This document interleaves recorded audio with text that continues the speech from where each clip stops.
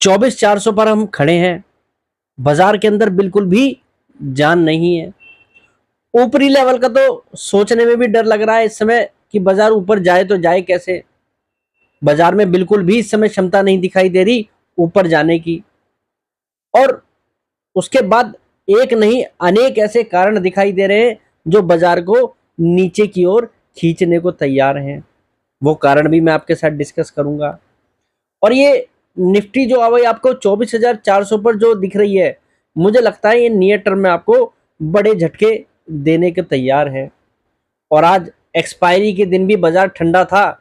मुझे लगता है कहीं ना कहीं अब एक तूफान की तैयारी दिख रही है बाजार के अंदर।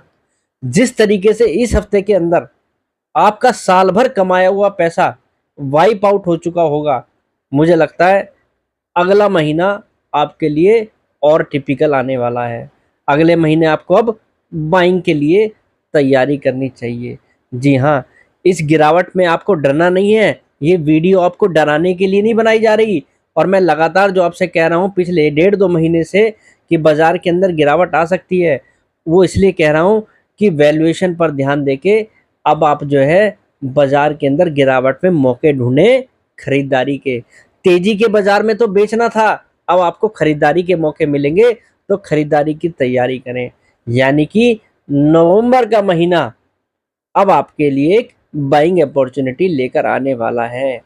और अब आप गिरावट के लिए तैयार रहें और पोर्टफोलियो को लाल रंग में देखने के लिए तैयार रहें। अब जो है आगे गिरावट आ सकती है और गिरावट के कारण अब डिस्कस करते हैं। फ्रेंड्स, अगर आप डीमैट अकाउंट खुलवाने जा रहे हैं तो आप अप स्टॉक के साथ डीमैट अकाउंट खुलवा सकते हैं। हमारे वीडियो के डिस्क्रिप्शन में लिंक दिया हुआ है, वहां से अगर आप अप स्टॉक के साथ अकाउंट खुलवाएंगे तो आपका सपोर्ट इस चैनल को माना जाएगा। अब हम जरा बात करते हैं कौन से ऐसे कारण हैं जो इस बाजार को अब जो है गिरावट की ओर ले जा सकते हैं। वो कारण आपको जरा ध्यान देने चाहिए। सबसे पहला जो कारण मुझे नजर आ रहा है जो इस बाजार को तेजी के लिए, जो इस बाजार की तेजी खत्म कर सकता है, वो है रिजल्ट सीजन का एंड होना।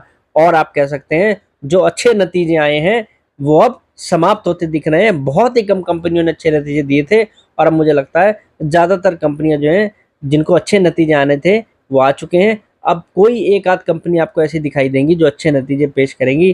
तो कहीं ना कहीं रिजल्ट सीजन अब एंड की ओर जा रहा है और अच्छे नतीजे अब आते नहीं दिखाई दे रहे और मेजरली कंपनियों ने खराब नतीजे दिखाए हैं। तो ये कारण अब बाजार को कहीं ना कहीं जो है नीचे की ओर खींच सकता है।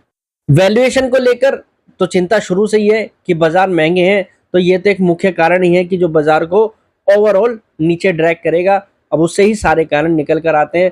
वैल्यूएशन अभी भी बाजार के सस्ते नहीं है, तो वैल्यूएशन अभी भी ये बता रहे हैं कि निफ्टी में यहाँ पर जो है करेक्शन ड्यू है। और आगे अगर निफ्टी में करेक्शन आएगी तो जाहिर सी बात है small cap, mid cap, large cap इन सभी में आपको गिरावट देखने को जरूर मिलेगी। और अब सबसे बड़ा जो कारण मुझे दिख रहा है इस बाजार को जो नीचे की ओर ड्रैग कर सकता है वो है यूएस इलेक्शन। यूएस इलेक्शन से पहले जो बाजार अमेरिका के तेजी दिखा रहे हैं, या आप कह सकते हैं हमारे बाजारों को देखें तो अभी यूएस पर तो बाजारों का कोई फोकस ही नहीं है। पिछले एक हफ्ते से आप देखिए हमारे बाजार जो है हमारे फैक्टर्स पर काम कर रहे हैं। यूएस की मार्केट से बाजार को किसी भी तरीके का कोई इम्पैक्ट या फर्क इस पर नहीं दिखाई दे रहा। अब मुझे लगता है ये पैटर्न शिफ्ट होने वाला है। अब हमारे बाजार जो है यूएस पर फोकस होने वाले हैं इस महीने के बाद से। यूएस के इलेक्शन आने वाले हैं और दिवाली जाने वाली है, तो मुझे लगता है बाजार के लिए जो अगला यहाँ पर जो है फोकस होगा वो यूएस इलेक्शन पर होने वाला है। तो वहाँ की वॉलेटिलिटी अब हमारे बाजारों पर आने वाली है। फिर एक कारण मुझे दिखाई दे रहा है एंड ऑफ फेस्टिव सीजन। इस बार का फेस्टिव सीजन बाजारों के लिए अच्छा नहीं रहा है। अगर आप ऑटो सेक्टर के लिए देखें, ऑटो सेक्टर को इस फेस्टिव सीजन से बहुत ज़्यादा उम्मीदें रहती हैं।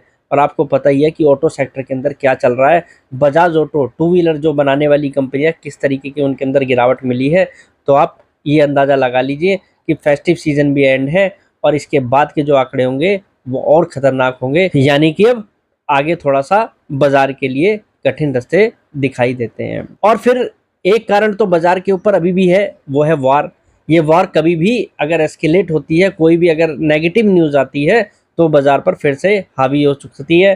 तो अभी आपको ये भी बात दिमाग में रखनी है कि बाजार के ऊपर वार का प्रेशर है, लड़ाई खत्म नहीं हुई है, तो इसका इम्पैक्ट भी बाजार पर कभी भी आ सकता है, वो बाजार को नेगेटिव ही की ओर ही ले जा सकता है।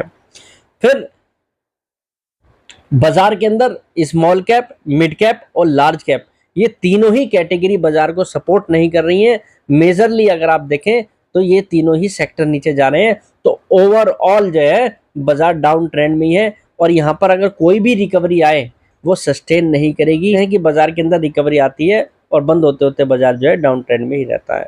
तो इस समय बाजार के ऊपर एक नहीं अनेक ऐसे फैक्टर हैं जो ये बता रहे हैं ये बाजार जो है आगे डाउन ट्रेंड को और तेजी से पकड़ सकता है। और एफआईआई जिस हिसाब से बेच रहे हैं, बेचने की जो उनकी तेजी है वो कहीं ना कहीं अलार्मिंग है। उनको वैल्यूएशन महंगे दिख रहे हैं और उनकी सेलिंग जब तक इस बाजार पर रहेगी ये बाजार चल नहीं पाएगा। डोमेस्टिक पैसा इस बाजार को अब भगा नहीं पाएगा, तो ये आपको ध्यान रखना होगा। एफआईआई का इस मार्केट में पार्टिसिपेट करना बहुत ज़रूरी है। तो इन सभी फैक्टरों पर ध्यान रखें। अभी फेस्टिव सीजन के चक्कर में या किसी भी लालसा में आके अभी खरीदारी की तरफ ना जाएं। अभी फिलहाल तैयारी रखें। नवंबर में आपको ये बाजार काफ़ी मौके देगा। उस समय जो आपने स्टॉक सेलेक्ट करे होंगे, जहां जहां पर आपको वैल्यूएशन सस्ते दिखाई दें, तब आप खरीदारी करिएगा। अभी थोड़ा सचेत रहकर काम करें। तो आज के लिए इतना ही, कल फिर मुलाकात करेंगे नई वीडियो के साथ। फिलहाल के लिए नमस्कार।